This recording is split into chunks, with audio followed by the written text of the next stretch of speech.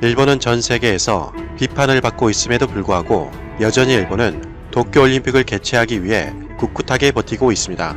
소식통에 따르면 이러한 이유로는 도쿄올림픽을 연기하거나 취소하게 되면 일본 경제에 막대한 피해가 발생하기 때문이라고 합니다. 그러나 결국 일본이 우려하던 일이 점점 다가오고 있는 것 같습니다. 그러자 노벨 생리의학상을 받은 일본 수상자마저도 한국의 머리를 숙여가며 한국으로부터 관련 데이터를 얻어야 한다고 주장했다고 합니다. 어떠한 소식인지 확인해 보도록 하겠습니다. 일본은 정말 알면 알수록 희한한 곳이라는 생각이 듭니다.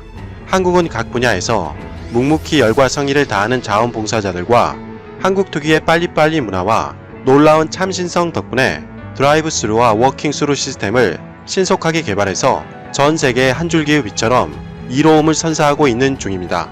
세계 각국은 도대체 한국에서 어떻게 저런 아이디어를 냈을까 거듭 감탄을 자아내고 있죠. 평상시에 한국에 대해서 별 관심 없었던 북미와 유럽들도 이제는 한국의 상황을 속보로 전하고 있습니다. 한국의 방어벽을 쌓았던 국가들마저 한국이 롤 모델이라며 배우겠다고 나서고 있습니다.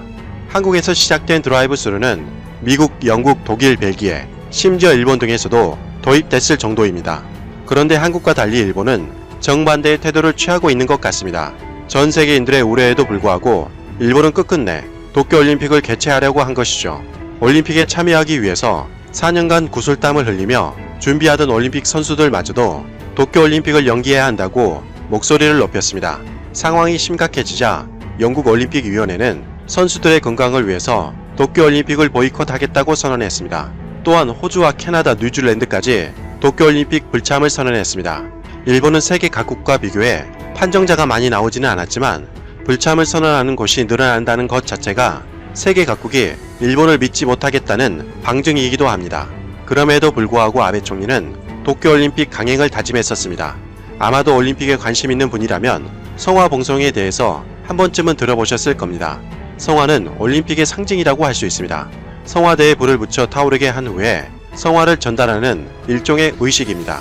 고대 그리스 올림피아 경기 때 했던 성화가 기원이 되었던 것인데 근대 올림픽에 성화가 처음 등장한 것은 1928년 암스테르담 올림픽 때부터였습니다. 하지만 그때는 성화봉송 같은 의식은 따로 없었고 1936년 베를린 올림픽 때에 높은 성화대가 설치되어 그리스에서 베를린까지 성화를 봉송하는 의식이 생겼습니다. 그런데 세계 각국에서 도쿄올림픽의 취소의 목소리가 높아지며 일본을 압박하자 일본은 성화봉송에서 사람들이 모이는 것을 최소화하겠다며 올림픽 역사상 들어본 적도 없는 참신한 아이디어를 냈습니다. 일본 언론 요미우리 신문에 따르면 도쿄올림픽 조직위원회는 사회적 거리두기 일환으로 3월 26일부터 시작되는 성화봉송에 주자들이 달리지 않고 자동차를 이용하겠다는 계획을 밝혔습니다. 올림픽의 상징인 성화봉송에 자동차를 이용하겠다니 차라리 성화봉송 행사 자체를 취소하는 것이 더 나을 것 같은데요. 이것만 해도 일본의 황당한 아이디어에 충격을 금할 길이 없는데 더 놀라운 것은 성화마저도 횃불을 이용하는 것이 아니라 랜턴을 활용하겠다는 뜻을 내비친 것입니다. 원래 올림픽 성화봉송의 취지를 무색하게 만드는 일본의 무책임한 아이디어인데요. 정말 일본다운 발상이라는 생각이 들 정도라고 할 수 있습니다. 성화봉송을 할 때 횃불을 사용하지 않고 랜턴으로 변경할 생각이면 아예 노란빛이 나는 옥수수를 활용해 보는 것은 어떨까라는 참신한 생각이 듭니다. 랜턴이나 옥수수나 별 차이가 없어 보이니까요. 그렇지 않아도 아베 총리가 작년 G7 정상회담에서 미국으로부터 옥수수를 대량으로 구매하겠다는 약속을 한 적이 있으니 일석이조의 상황이 될 것 같습니다. 이런 와중에 교토신문에 따르면 도쿄올림픽 성화봉송 출발 지점인 제이빌리지에 대한 문제도 터져 나왔습니다. 국제환경단체 그린피스에 따르면 후쿠시마 인근의 제이빌리지는 사고 전에 비해서 무려 1775배나 높은 방사능이 검출된 바가 있습니다. 그런데 도쿄전력이 제이빌리지에 인접한 주차장을 후쿠시마 작업 대응 거점으로 사용하고도 시설 반환을 할 때 제염 작업을 실시하지 않은 것이 지난 3월 23일 교토신문의 취재로 밝혀진 것이었습니다. 방사능에 오염된 시설을 알면서도 그대로 방치한 것만 해도 정말 무책임한 행동으로 보입니다. 뿐만 아니라 일본은 후쿠시마 식자재를 올림픽 선수들에게 제공하겠다고 밝혀 논란이 발생한 적도 있었습니다. 사실 한국이나 호주 등을 제외하고는 일본의 방사능 실태에 대해서 해외에서도 심도 있게 다루지 않고 있습니다. 그래서 유야무야 넘어가려고 했는데 이번 상황이 발생해 버린 것이죠. 그로 인해 일본이 얼마나 위기 대처 능력이 떨어진다는 사실이 만방에 알려져 버린 것입니다. 만약 한국처럼 적극적으로 대응을 했다면 일본은 이러한 위기에 처하지 않았을지도 모릅니다. 일본은 어떻게든 도쿄올림픽을 개최하기 위해서 일시적으로 눈만 가리는 대책만 세우고 있다는 것입니다. 그러나 일본의 노림수는 쉽사리 통하지 않을 것 같습니다.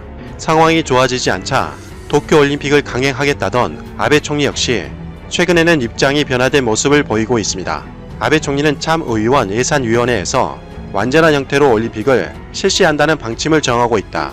만일 그것이 곤란한 경우에는 선수들을 위해서 연기할 수도 있다고 밝히기도 했습니다. 또한 지난 3월 23일 영국 로이터 통신에 따르면 국제올림픽위원회 IOC 최장수 위원으로 재임 중인 딕 파운드 위원이 도쿄올림픽을 연기하기로 내부적으로 결정된 상태라고 밝혔습니다. 그는 1년 연기가 최선의 해결책처럼 보였다고 말했다는 것이죠. 따라서 도쿄올림픽은 2021년 여름에 개최될 가능성이 높다고 기사에서는 전망하고 있습니다. 파운드 위원은 각국 조직위원회와 운동선수, 그리고 방송사 및 스포츠 연맹에 이르기까지 계획을 확정하기 전까지 모든 협의가 필요하지만 전체적으로 21년에 도쿄올림픽을 수용하려는 의지의 징후가 있다고 밝혔습니다. 기사에는 올림픽 연기는 120억 달러 이상의 투자를 촉발한 개최국 일본에 심각한 타격이 될 것이며 스폰서와 방송사들에게 막대한 액수의 피해가 발생할 것이라고 보았습니다. 이러한 소식은 일본에 빠르게 전해졌습니다. 그러자 일부 일본 네티즌들은 아직 공식적으로 전해지지 않는 상황을 언론에 코멘트한다며 IOC는 변변치 않은 조직이라고 깎아내리고 있는 글도 보였습니다. 또한 요미우리 신문은 벌써부터 계산기를 두드리기 시작했습니다. 미야모토 가스히로 간사이대 명예교수의 추산에 따르면 교토올림픽이 1년 연기될 경우 일본의 경제적 손실이 약 6,408억 엔에 이른다고 밝혔습니다. 단순히 연기만 해도 원화로 대략 7조 2천억에 달하는 금액의 손실이 발생하는 것인데요. 구체적으로는 경기장이나 선수촌과 같은 관련 시설 유지나 관리 청소 수리 등에 드는 비용이 늘어나거나 경기 종목에 따라 선발 대회를 다시 개최해야 한다는 것입니다. 만약 도쿄올림픽이 중지가 된다면 일본의 경제 손실은 대략 4조 5,151억 엔으로 추정하고 있습니다. 그러면서 미야모토는 1년간 대회를 연기를 해도 경제적 손실이 거의 없다는 것은 잘못된 것이라고 지적했습니다. 하지만 연기만으로 더 큰 피해가 발생한다는 일본 언론 뉴스도 들리고 있습니다. 지지통신에 따르면 도쿄올림픽을 후원한 스폰서 기업의 상당수가 상당히 곤혹스러운 상태라고 밝혔습니다. 왜냐하면 기본적으로 도쿄올림픽 스폰서 계약이 2020년 12월 말까지이기 때문이라는 것입니다. 만약 반년 이상 연기가 되면 내년 이후 추가 계약료가 발생할 수 있다는 것입니다. 또한 도쿄 2020의 로고 상품이 도쿄 2021로 바뀌어야 하기에 모든 광고를 다시 만들어야 하고 홍보해야 한다는 부담이 생긴다는 것이죠. 이에 따라 올림픽 로고 상품을 판매하는 식품 대기업들은 막대한 손해가 발생해 사실상 체념한 상태라고 전해지고 있습니다. 올림픽 관람 티켓이 달린 여행 상품을 취급하는 일본 여행사들도 당혹감을 감추지 못하고 있습니다. 이미 판매한 올림픽 여행 상품이 대거 취소될 우려가 있다는 것입니다. 더군다나 도쿄올림픽 후원사로 최상위에 랭크된 도요타 자동차, 파나소닉 등 80개사가 맡은 스폰서 계약료만 합계 3,480억 엔에 달한다고 합니다. 그리고 올림픽 연기 시 파생되는 파급 효과까지 더하면 도쿄올림픽을 단순히 연기만 해도 일본 경제 손실은 3조 엔, 원화로 30조가 넘는 금액에 달할 것이라는 민간 분석도 나오고 있다고 지지통신은 전하고 있습니다. 하지만 1년을 연기한다고 해도 개최 날짜를 잡는 것조차 쉽지 않다는 분석도 나오고 있습니다. 왜냐하면 2021년에 이미 계획된 행사가 많기 때문입니다. 2021년 6월에는 축구 유럽 선수권 대회, 7월에는 후쿠오카에서 열리는 세계 수영 선수권 대회, 8월에는 미국에서 개최하는 세계 육상 선수권 대회, 9월에는 뉴질랜드에서 열리는 여자 럭비 W컵 대회, 10월에는 덴마크에서 열리는 세계 체조 선수권 대회가 있다는 것입니다. 만약 일본이 이 중에 개최 날짜를 선택한다고 해도 여러 행사와 겹치기 때문에 도쿄올림픽 흥행은 쉽지 않을 것이라고 일본 언론이 분석하고 있습니다. 사실 이렇게 된 가장 큰 원인은 일본이 한국과 달리 정보를 공개하지 않고 모든 대처를 소극적으로 했기 때문이었습니다. 이런 상황을 인지했는지 2012년에 노벨 생리의학상을 받은 야마나카 신야 교토대 교수가 일본 헤비메탈 엑스제팬의 리더가 운영하는 채널에 출연해 충격적인 발언을 했습니다. 그런 인터뷰를 통해 아베 총리는 결단을 내려야 합니다. 아베 총리는 이번 대처에 대해 실수했거나 잘못했다는 것을 깨달았다면 그것을 철회하는 유연성도 필요하다고 운을 뗐습니다. 야마나카 교수는 지금 여러 부분에서 한중일 협력이 원활하지는 않지만 서로 공통된 상황에 처해 있다는 점을 주목해야 한다며 서로 협력하지 않으면 극복할 수 없다고 보았습니다. 솔직히 이 부분에 대해서는 동의하기 어렵습니다. 한국은 전 세계에서 극찬을 받고 있으며 스스로 잘 극복하고 있으니까요. 현재 한국은 판정자 수가 급격히 줄고 있으며 전 세계에서 한국을 롤모델로 삼고 싶어 하기 때문이죠. 한국이 도와주지 않으면 일본이 이 어려운 난관을 극복할 수 없다는 말이 정확할 것 같습니다. 또한 야마나카 교수는 인터뷰를 통해 이런 말을 덧붙였습니다. 한국은 이와 관련된 데이터를 차곡차곡 모아 준비했다. 그러나 아쉽게도 일본은 그러한 데이터가 없다. 그러니 한국의 고개를 숙여서라도 관련 정보를 받아야 한다고 생각한다. 정말 일본은 진심으로 부탁해서 한국으로부터 그 정보를 얻어야 한다고 강조했습니다. 일본 노벨 수상자마저 한국이 얼마나 뛰어난 대처를 하고 있는지 잘 알고 있는 것 같으며 그는 어떻게든 한국에서 핵심 노하우를 얻고 싶은 듯 보입니다. 이상 가치왕 채널이었습니다. 지금까지 시청해주셔서 진심으로 고맙습니다. 시청자님들 항상 건강하시고 복 많이 받으세요. 최근 중국에서 품질 좋은 한국의 마스크를 강제로 뺏어가는 일이 발생했습니다. 그리고 한국인들에게 말도 안 되는 부탁을 하는 경우도 많아졌습니다. 우리나라에서는 두 번째 확진자가 퇴원했다고 나오며 어느 정도 길이 보이는 듯 하고 있으나 발생지 중국에서는 시간이 지나도 코로나 바이러스가 잠잠해질 기세가 보이지 않는 상황입니다. 중국 정부 또한 이번 일에 대해 공식적으로 본인들의 대처가 미흡함을 직접적으로 인정했고 이를 막기 위해 최선의 노력을 다할 것이라고 했죠. 또한 전 세계적 각 국가들도 이를 대처하기 위해 중국에서 오거나 경유한 사람들을 자국 내로 진입하지 못하게 조처를 취하는 중이거나 준비 중에 있습니다. 이런 상황에서 중국에서는 이상한 일들이 벌어지고 있으며 이를 보는 각국은 본인들의 이익을 지키기 위해 행동에 들어갔습니다. 함께 이 경우를 살펴보겠습니다. 먼저 중국에서 벌어지는 일입니다. 첫 번째는 중국 정부의 마스크 강제 몰수 사건입니다. 정말 중국다운 일이 벌어지고 있었습니다. 국내 제조업체에서 일하는 재중동포는 지난달 중국 내에서 신종 코로나 대비용 마스크를 구하기 힘들다는 가족의 연락을 받았습니다. 그리고 이에 대해 KF94 마스크 300장을 국내에서 구입해 우체국에서 국제 배송을 했으나 가족에게 전달되지 않았습니다. 이틀 뒤 중국 지방정부에서 국가 비상사태 우한 지역 마스크 공급이 부족해 그쪽으로 보낸다, 기부해줘서 감사하다는 문자를 원래 마스크를 받아야 하는 가족들에게 남겼다는군요. 서울의 한 가정에서도 육아 도우미로 일하는 또 다른 재중동포 또한 최근 중국에서 걸려온 전화를 받았습니다. 중국 정부에서 며칠 전 중국에 거주 중인 가족들에게 보낸 마스크 택배를 언급하며 국가를 위해 기부하면 좋겠다고 종용했다는 것이죠. 그는 어렵게 구한 마스크를 포기하기는 싫었다면서도 나중에 중국에 돌아가 살 생각을 하니 정부의 지시를 거절할 수 없었다라고 토로했습니다. 한국에서 중국의 지인들을 염려해 택배로 보내는 마스크가 적지 않지만 상당수는 중간에 중국 정부에 의해 빼돌려진다고 합니다. 사실상 강탈이지만 택배를 붙인 순간 소유권이 중국에서 물품을 받은 사람에게 넘어가고 중국 정부가 국내법상 긴급 조치 등으로 다룰 경우 하소연할 길이 없는 것입니다. 소유자의 동의를 강제하거나 마스크를 가져간 뒤 통보하는 것은 원래 절도에 해당하지만 중국에서는 공산국가의 특성상 재산권에 강제 제한을 걸 수 있다는 것이 중국 정부의 논리입니다. 참 대단한 중국입니다. 두 번째는 전 세계가 중국에 대해 문을 잠그고 있는 상황입니다. 미국 등 세계 각국이 신종 코로나 바이러스 감염증 확산을 막기 위해 중국에 빗장을 걸어 잠그는 가운데 유럽도 중국에 다녀온 외국인 입국을 제한하는 방안을 검토하기 시작했습니다. 외신에 따르면 독일과 프랑스 보건장관은 4일 합동 기자회견을 열었습니다. 미국과 유사한 조치를 고려하느냐는 질문에 옌스 슈판 독일 보건부 장관은 입국 제한이 가능한지 아니면 최소한 국경에서 여행자 검사를 늘릴지 논의되고 있는 것이 사실이라고 밝혔죠. 미국과 유사한 조치란 최근 미국 정부가 우한 폐렴 확산을 우려해 미국 시민이나 영주권자의 직계가족이 아닌 외국 국적자가 14일 안에 중국을 방문한 경우 미국 입국을 거부하기로 한 것을 뜻합니다. 요약하자면 미국 국적자가 아닌 외국인 중 중국에 다녀온 자들은 오지 말라는 것입니다.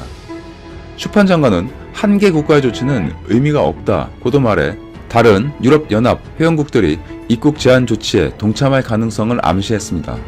대다수 EU 회원국과 일부 비회원국 등 유럽 26개국은 회원국 간에 국경을 열고 여행객이 비자나 여권 검사 없이 이동하자고 약속한 쉔겐 조약에 따라 자유로운 통행이 가능하기 때문입니다.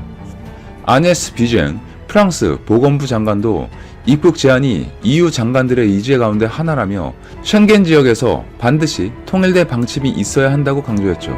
더불어 우한 폐렴 확산을 막을 추가 조치를 논의하기 위해 EU 순회 의장국 크로아티아의 회원국들의 보건장관 회의를 수일 내에 소집해달라고 요청했다고 말했습니다.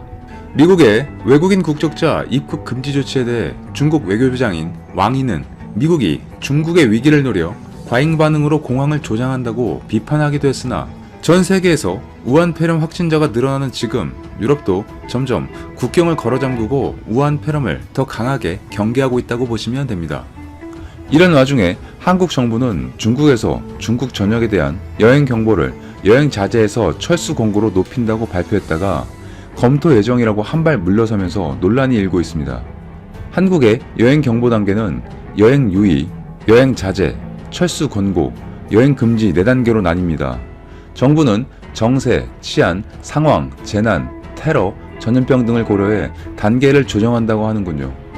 문제는 한국은 자체적 판단으로 3단계인 철수 공고를 내렸는데 이와 관련해 외국 정부의 여행 경보 조치가 자신들의 방역 실패를 부각시킬 것이라고 보는 중국 정부가 우리 정부의 철수 권고 조치에 반발하자 한 발 물러선 것 아니냐는 관측이 나옵니다. 세계의 여러 나라들은 자국민의 안전을 최우선으로 판단하고 선택하여 행동하는데 한국은 중국의 영향에 그렇지 못한 것 같아 씁쓸하기만 하군요.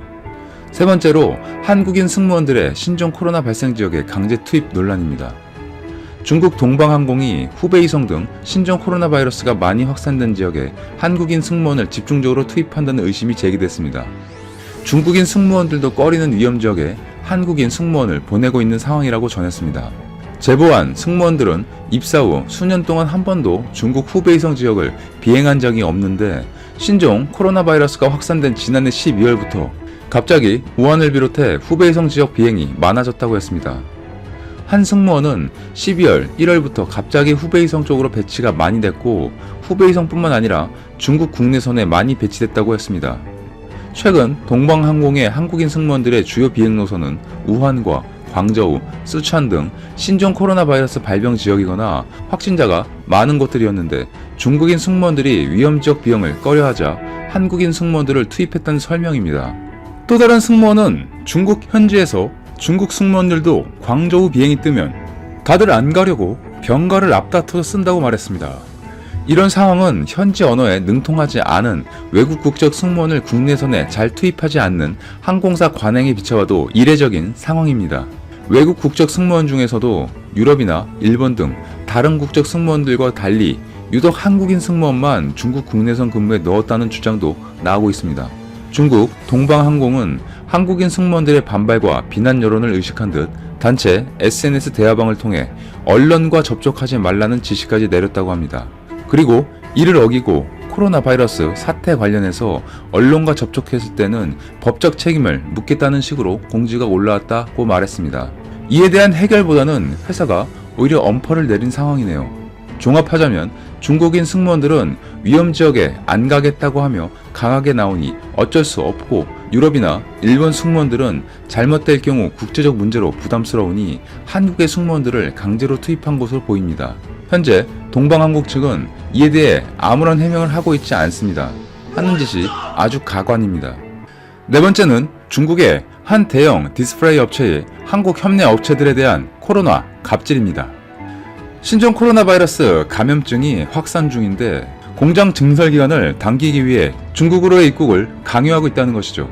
더욱이 이 업체가 디스플레이 생산 라인을 짓고 있는 지역은 신종 코로나로 인한 사망자가 발생하고 확진자도 많은 곳이어서 국내 업체들이 불안을 호소하고 있습니다.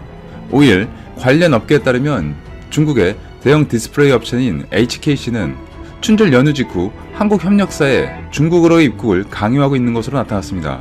국내 업체 관계자는 HKC가 춘절 연휴 연장 기간이 끝난 3일부터 한국 업체들의 엔지니어 등 추가 인력을 속히 보내라고 압박하고 있다며 코로나 감염을 우려한 업체들이 고객사 눈치를 보느라 이러지도 저러지도 못하는 상황이라고 말했습니다. 이 관계자는 HKC가 요거를 수용하지 않을 경우 페널티를 거론하며 압박하고 있다며 업체별로 한국인 직원 최소 5에서 6명, 중국인 현지 직원 20명 정도씩 현장으로 보내야 할 판이라고 토로했습니다. 신종 코로나 바이러스가 확산되면서 춘절 연휴 때 대부분 작업자들이 현장에서 철수했습니다. 한국 업체뿐만 아니라 미국, 일본 업체들도 본국으로 떠났습니다. 관계자는 미국과 일본 협력사도 모두 철수한 상황인데 HKC가 한국 업체에 대해 새로 반입된 장비의 셋업 일정을 앞당기기 위해 추가 인력을 계속 요구하는 상황이라고 말했습니다. 이를 위해 춘절 연휴 기간에도 한국인 30에서 40명이 현장에 남아 근무를 했다고 전했죠. 중국 위생건강위원회에 따르면 스촨성은 중국 31개 성 중 9번째로 신종 코로나 확진자가 많이 발생한 지역이었습니다. 3일 기준 231명이 확진 판정을 받았고 1명이 사망한 것이죠. 정말 갑질도 갑질 나름인데 중국의 갑질은 정말 상식을 벗어난 요구를 하는 것 같아 제대로 된 정식 제재가 필요해 보입니다. 중국에서 발생한 신종 코로나 바이러스 사태는 앞으로도 좀 더 상황을 지켜봐야 할 것입니다. 좀 더 빠른 정보가 나오는 대로 신속하게 알려드리겠습니다. 이상 이슈트래커였습니다. 끝까지 영상 시청해주셔서 정말 감사드립니다. 더 좋은 영상으로 찾아뵙겠습니다. 감사합니다.